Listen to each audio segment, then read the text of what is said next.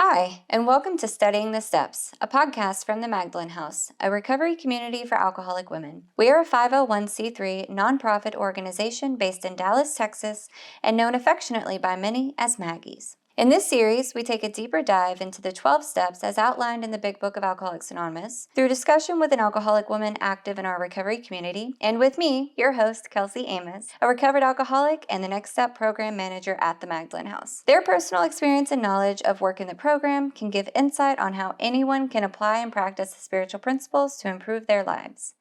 Please note, the curriculum we teach through our programs at Maggie's is from the Big Book of Alcoholics Anonymous. However, we are not an Alcoholics Anonymous group, and we are not associated with AA. We're so glad you're here. Thanks for listening. Hey everybody, welcome back to the podcast. Super excited about our guest today. She is a beautiful woman that I've gotten to watch grow and impact this community, and she chairs meetings on Wednesdays at noon. So if you're looking for an awesome meeting, come down and check out the Wednesday noon. So I'm going to let her introduce herself. Cool. Well, thank you, Kelsey. You're so sweet. Hi, everyone. My name is Kate Olen, and I'm a grateful recovered alcoholic.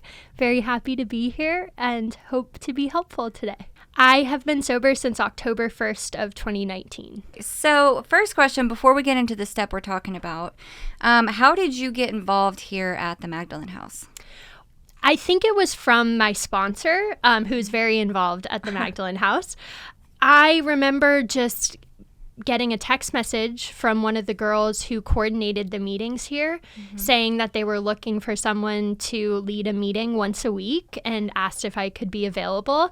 And I've never actually asked my sponsor if she had anything to do with it, but I'm pretty sure she might have thrown my name into a hat. Yeah. But it was a wonderful blessing. That happened, gosh, I want to say 2 years ago now. And so I got lucky, I think, and I jumped at it, and it did require, some coordination with my employer. Luckily, I have a very generous and gracious employer who gets where I'm coming from and who I've been able to be very open with about my recovery. When I brought him the idea and he understood that it was vital, to my work as a recovered alcoholic, to be here and to have this opportunity, he willingly let me have an extended lunch break on Wednesdays. So that's how it kind of all came about, and I've held on to it, tight grip ever since. I love that so much. Yes. For Next Step, Kate is one of our meeting mentors, and so she actually helps newly sober women learn how to chair meetings, and that is just absolutely, it's a vital part of our recovery, right? Which Definitely. Kind of ties into what we're talking about today.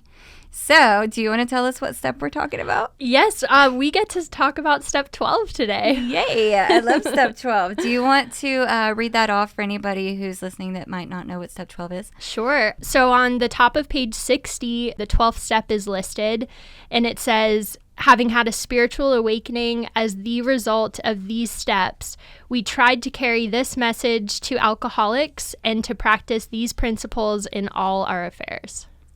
I love step 12 because the first part is a promise, right? It's like the ultimate promise. Oh, yes. It's the promise of the program. Can you share your experience with that and what that looks like for you?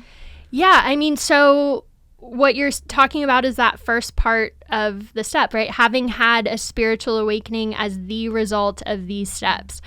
There's a lot to break down there, right? Yeah. So the result of working this 12-step program is this spiritual awakening, which, for me basically means that I've had this psychic change, that the book says is required for us to recover from the illness of alcoholism. So it's talked about in the doctor's opinion. It's talked about, page 27, I think it is, where they're recalling Roland Hazard's conversation with Dr. Young.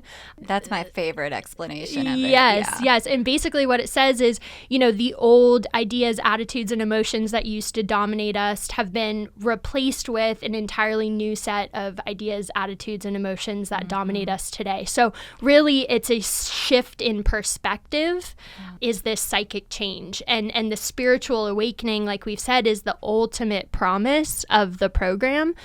But it's a promise that we don't just get once, right? It's not like I work through all 12 steps, I get to the 12th step, now I've had this spiritual awakening and I'm good to go. In my experience, the spiritual awakening just keeps on happening. What I think about a lot is like the more action I take, the more faith I get. And it's in the result of taking that action, whatever it is, that I'm having these spiritual experiences, this constant spiritual awakening. So I think it's important to emphasize that, it's not just a one and done deal, that it keeps on happening, it keeps on building. And that's what keeps me here, And without the spiritual awakening, I would not be a recovered alcoholic. And without that constant pursuit of a new spiritual experience or another spiritual awakening. So yes, the first part is the coolest because it's the ultimate promise of the program.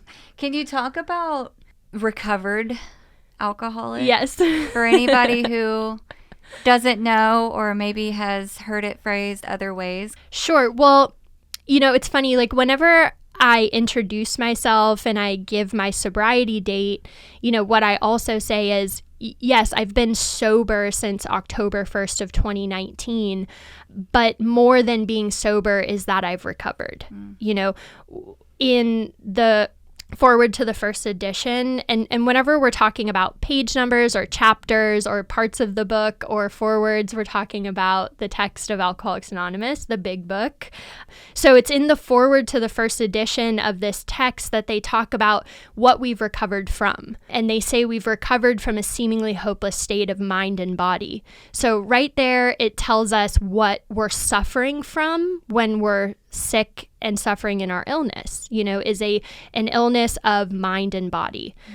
So to say that I've recovered is to say my mental obsession has been removed, contingent on this daily reprieve. That promise comes about in the 10th step, which is for me why the 10th step promises are so cool.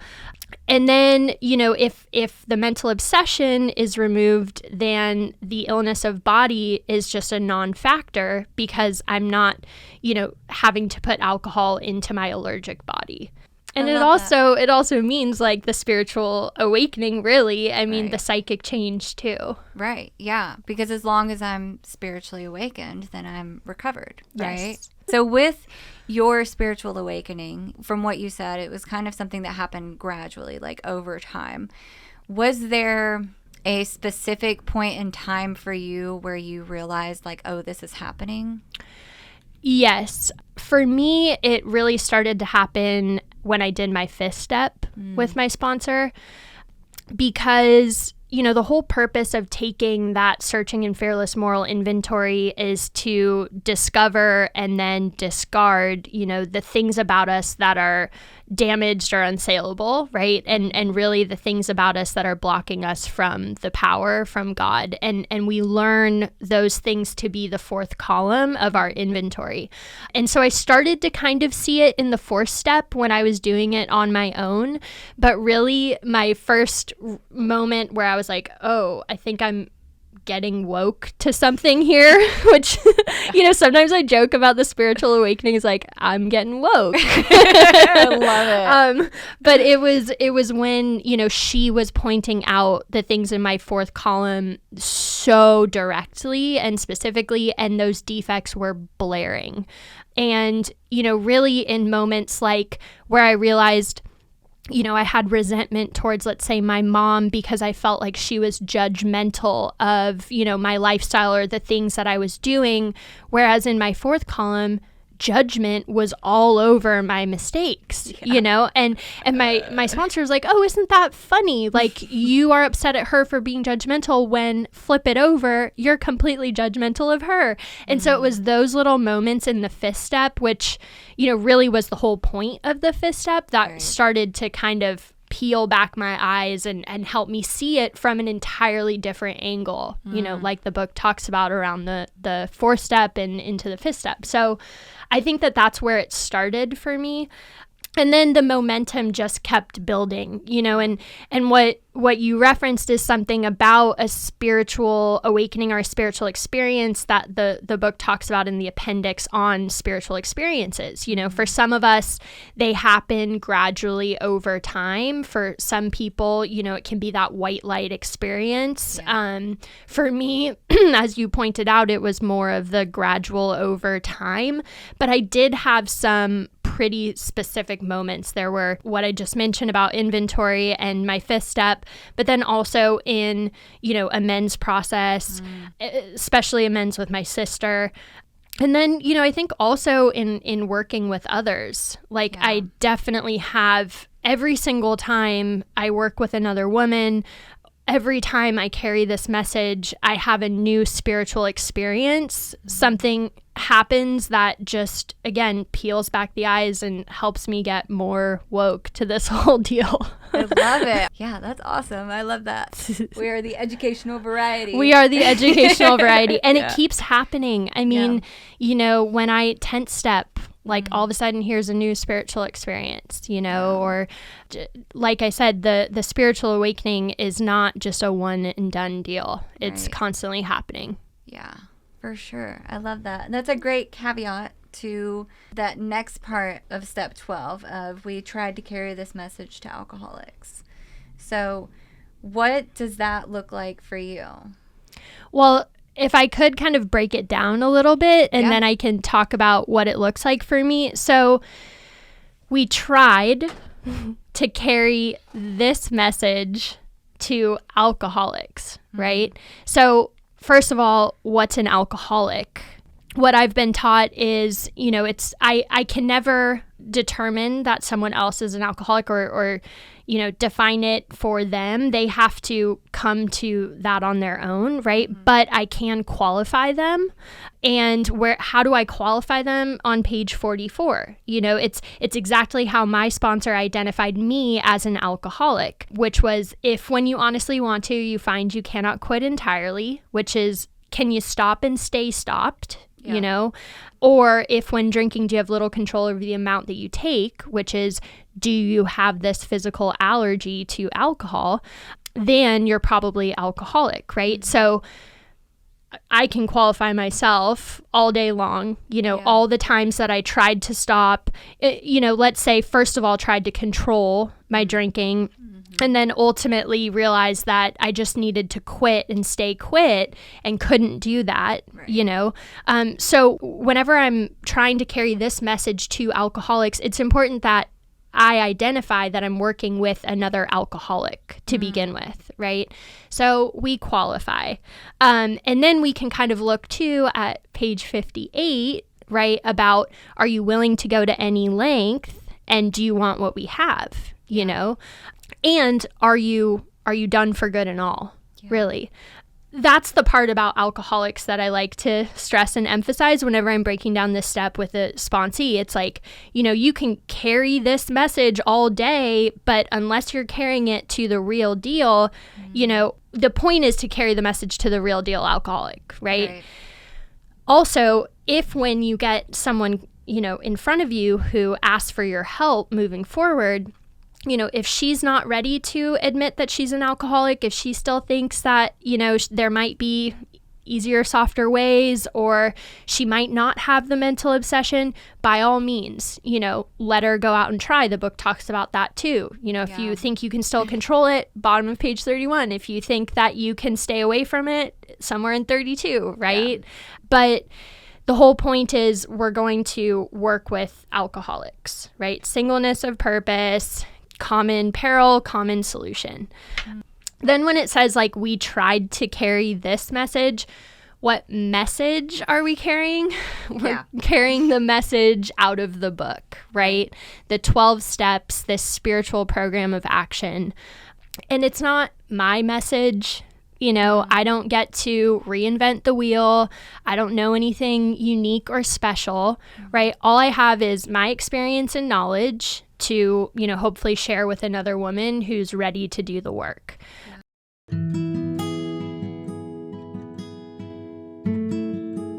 Are you looking for a way to give back and get involved with the Magdalen House? No work is too small, and our dedicated volunteers serve as a valuable resource to our organization. We couldn't help alcoholic women and their families without the priceless services they provide.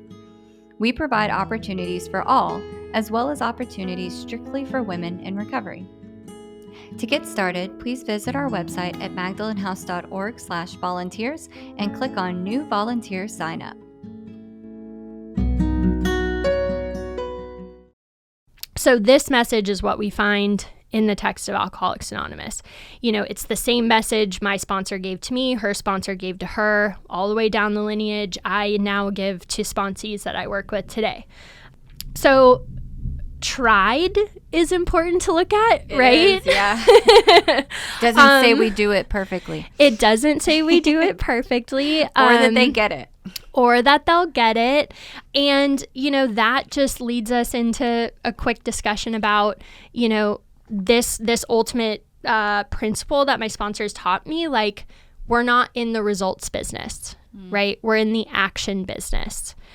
The second I think that I can influence someone in getting sober, or that I have enough power to get them drunk or mess it up, whereby then they'll get drunk, we're in trouble. Yeah. Right?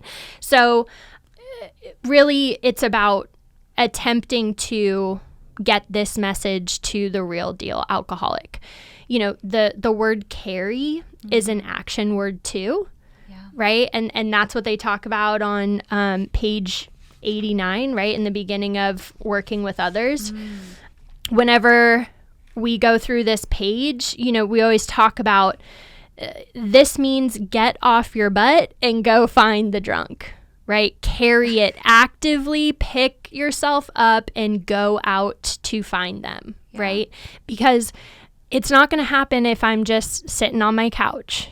And it's sometimes they walk into the meeting, sometimes they don't, but for me, carry is an action word. And that means I need to be willing to take the action, that I promised God that I would take. Yeah. Ultimately, in that third step prayer, what I'm promising God is that, like, I will bear witness to him. It's his glory. It's not mine.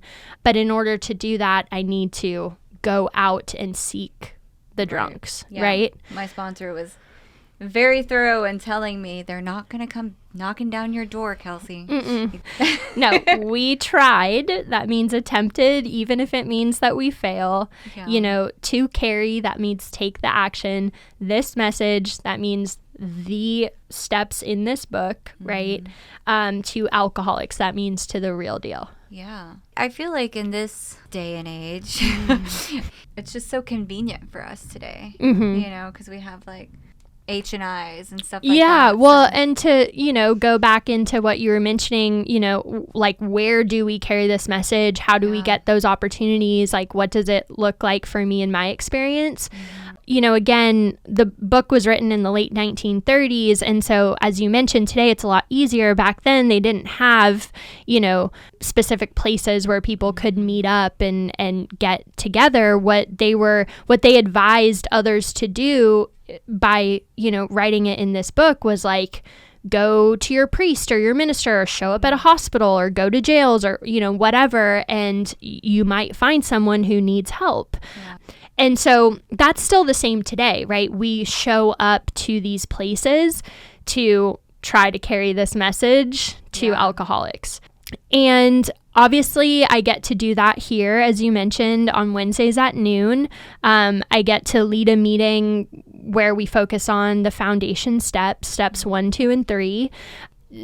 Also, I get to go to a hospital every Thursday night and do the same thing, in their detox unit. And so those have been my 2 commitments, as we call them, 12-step commitments. Here maybe a year and a half, the hospital at least 2 years now. So that's awesome. Yes. And I love that. If we're honest, like, is it always fun to try to carry this message to alcoholics? Is it always easy to carry this message to alcoholics? It's not. And, I think that that's like an important thing to talk about too, because it's not like every Wednesday at noon and every Thursday night at 7:30, I'm lit up and excited to go do this deal. Yeah. I truthfully rarely am, but I know how important it is for me to do what this 12 step tells me to do, right?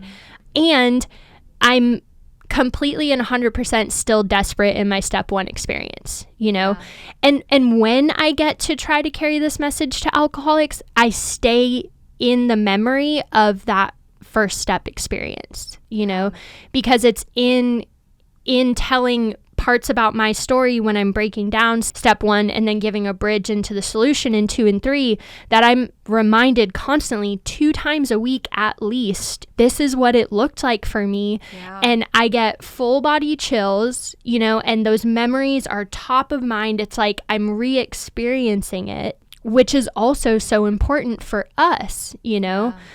And even though it's not always fun, it's not always convenient, I do it because, like my sponsor will remind me, this is not a feelings program. It's an action program, yes. Right? So we don't care how we feel when we're going in to do it. Like, really, I'm not doing anything special. Again, the message is already here. Again, my only purpose is to bear witness to God. Every time I go in to carry the message, I say a prayer before to make sure that I'm connected with God right then in that moment. And I always say, thy will be done. It's not about me. I just ask God to give me the words to adequately present this program and carry this message. But at any time I do it, then I feel so great, Yeah, it's always like that. I never want to do it, but then after I've done it, it's like I feel connected. Yes. And I feel like that sense of purpose. And yes, this is why we do what we do. This is why we do what we do. And that's the thing is, like, it doesn't matter what the results are. Sometimes I get people come up to me afterwards and want to talk more or even ask for sponsorship. Great. That's wonderful. But sometimes I'm talking to a dead room, but it doesn't matter because what I'm doing is I'm there, to ultimately, again, just do what I promised God I would do. Yeah. So you mentioned sponsorship. I do want to talk about that very briefly because I think that it's something that can be intimidating. I mean, it was for me. I'll just say for me, it was very intimidating, very scary. And then when I did it, it was very fulfilling, right? And it's become like one of the most important parts of my life. So what is your experience with sponsorship? I'm not an authority on sponsorship, right? And the way that any of us sponsor, I think, is a direct result of how we were sponsored. I just basically do what my sponsor did with me. I stick to the program, stick to the book, do the work very quickly, with just the understanding that I'm here to help put her hand in God's hand. I'm not here to rewrite the story, work it a la carte for how she needs it done. It's like, if you want to work with me, this is how we're going to do it because this is how it was done with me and it worked, right? So if you want what I have, then we'll do it this way. I was never afraid to sponsor. I was excited about it because, again, like, it was drilled into me, you're not in the results business. So whenever I raise my hand and say that I'm willing and able to sponsor, it's because I have the time to be able to commit to that person, which rarely do I not raise my hand. Like, I'll just say, most of the time it's sky high and I'm very happy to help, but I can't take 6 women through the work all at the same time. Right, yeah. Sometimes it happens where God throws people my way in waves and I might have 2 or 3 working around the same track at the same time. gets pretty wild. Yeah. Usually when that happens to me, I'm like, okay, God, what's coming? Yeah. Like, what are you preparing me for here? Because I'm a little scared. I just got all these girls at once. No, but it's always, I mean, again, it's so important because it's basically like whenever I'm taking another woman through the work, I'm almost doing the work again myself. Exactly. You know, so in the same way as when I carry the message, I'm reliving the step one experience and I'm offering some hope into a solution. You know, whenever I walk a woman through the work, we're walking side by side, you know. So regardless of her result, it's helping me to expand my experience and knowledge, so that I can continue to present this adequately to the next person. And, you know, as a result of working with others, what we're, you know, constantly experiencing, and, you know, this is really all about continuing in 9th step amends and then living in 10, 11, and 12. But, you know, I'm fitting myself to be of maximum service to God and to the people about me. I am committing to the promise that I made to God, right? And in some way, I'm ensuring, you know, a little more immunity for myself from taking another drink, right? And that goes back to, you know, what Dr. Bob talks about when he breaks down, you know, helping others. There's these 4 things, right? Can we read them? Yeah, and because it's so cool. It gives me chills every time that I read it. But he says, I spend a great deal of time passing on what I learned to others who want it and need it badly. I do it for 4 reasons. 1, sense of duty. 2, it is a pleasure.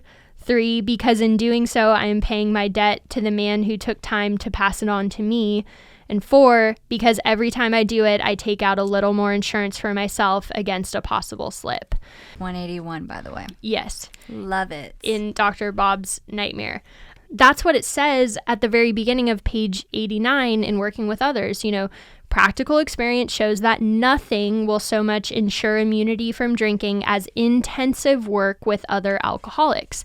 I mean, when you talk about sponsorship, like that is intensive work. You know, it's no joke to spend the time doing that with someone else. But I do it for all those reasons that Dr. Bob said, and because it's part of the commitment that I've made. Yeah. You know, we can't keep it unless we give it away. So, you know, it makes sense because to keep it would be selfish, right? Definitely. To get all of this freedom and then just say, oh, I'm not going to tell anybody about this.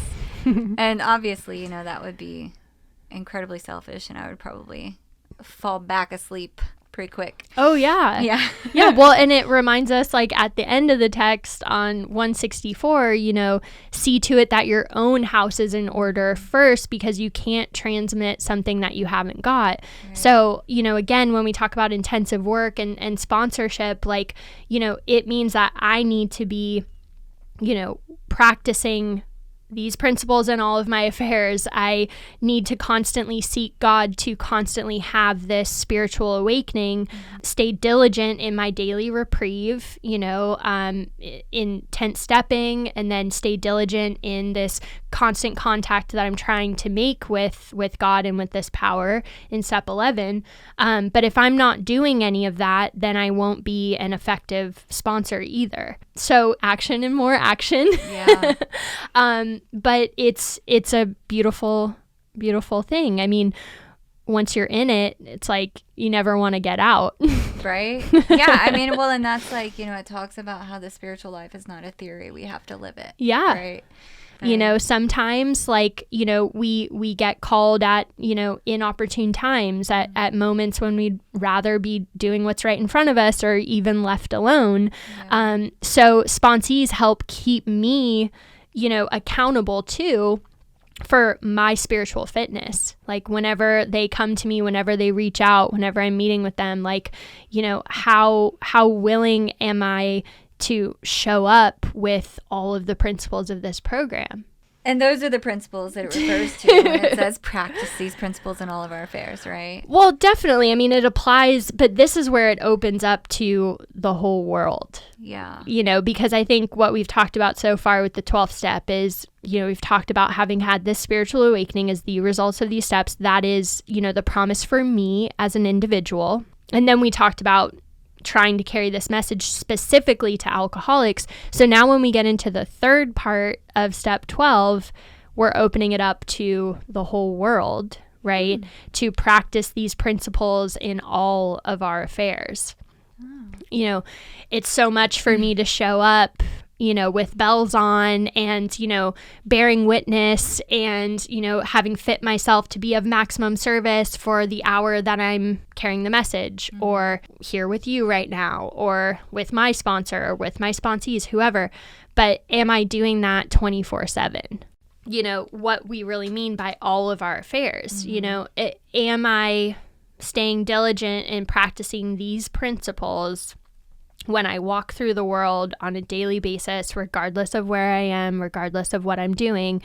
Am I truly head up, shoulders square, an active agent for God like I promised him I would be, And this is where it can get tricky. I know. It's so easy to show up well in a meeting or carrying the message or, here at Maggie's. Totally. There's so many recovered women.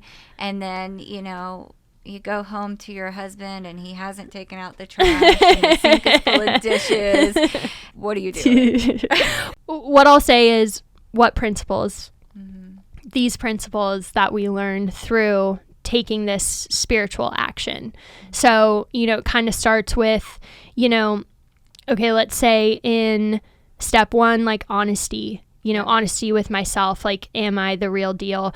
In step 2, we learn about principles like willingness and open-mindedness and humility. When we start to get into, let's say like 9th step stuff, it talks about like showing up as, calm and frank and open, with a spirit of humility and gratitude, helpful and forgiving. I think about a lot, like, also around the 9th step, we're given this direction to, ask for God's help to stay patient, tolerant, kind, and loving towards all. These are the kinds of principles that we're talking about when we're referencing these principles. Right. And then again, like in all of our affairs, it's hardest for me in work and in family dynamics.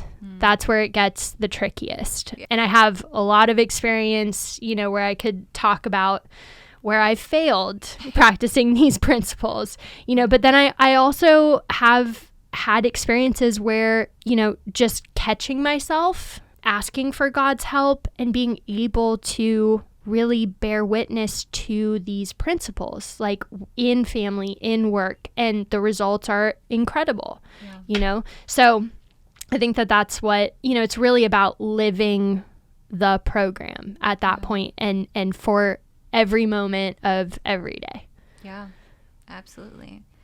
When you started chairing meetings at Maggie's, how did that impact your experience with step 12?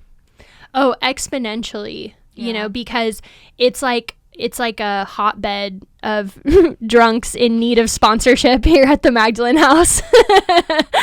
So, I got my first sponsees, through leading meetings here and having girls approach me after.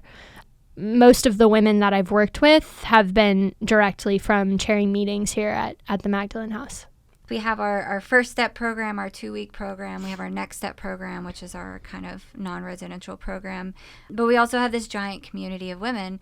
And it's not just about, attending meetings. It's like these women who are coming through our programs need sponsors. 100%. Right? And, that brings up a good point, which is like, you don't have to be the one chairing the meeting to be available for sponsorship and get an opportunity to sponsor another woman here. Whenever I chair the meeting, we break it down and we say, if you have had a spiritual awakening as the result of these steps, you are a woman who has had the same difficulty, who knows what she is talking about, and who has a sincere desire to be helpful, please raise your hand so the women in the house know who to go to for guidance. And that's code for, can you sponsor anyone here today? Yeah. And, you know, as the chairperson, I'm almost 99% of the time, my hand is up, my name and number is on the board. But I also always take an extra second to acknowledge all the women in the community who are visiting, who are also available for sponsorship. Yeah. And I, you know, recommend to the girls, you're not vibing with me. There's 6 other women here. And it's Yeah. really not about me as an individual. You know, what we really need to emphasize to the newcomer, you know, I think, I don't know where this comes from, but it's this idea that like, my sponsor has to be the perfect match to my puzzle piece. You know, they have to have X, Y, and Z, or have to have this same experience exactly. It's like the only experience that you and I need to have in common is that we were both drunks and hopeless. Yeah. Right? Yeah. From there, Pretty much. you know, the rest is, you know, same difficulty, knows what she's talking about, has a sincere desire to be helpful. We do not need to be best friends. You know, you do not need to see yourself in me. You know, my sponsor, where she is in her life, could not be more different than where I was in my life when I met her. But she had this twinkle in her eye. You know, she looked happy. I went into a meeting where she broke down steps 1, 2, and 3 like I'd never heard before. She knew what she was talking about. She had the same experience where she was utterly hopeless. And now she looked like that. And I was like, this is who I want to have help me. So yeah, you can come to meetings at the Magdalen House and, you know, totally identify yourself as someone who's willing and able to sponsor and get some opportunities from there too. Yeah. You don't have to just be the one chairing the meeting. Yeah. Or if you need a sponsor, Oh you yeah. can come to some meetings and watch for the women who raise their hand. That's 100%. awesome. I love it.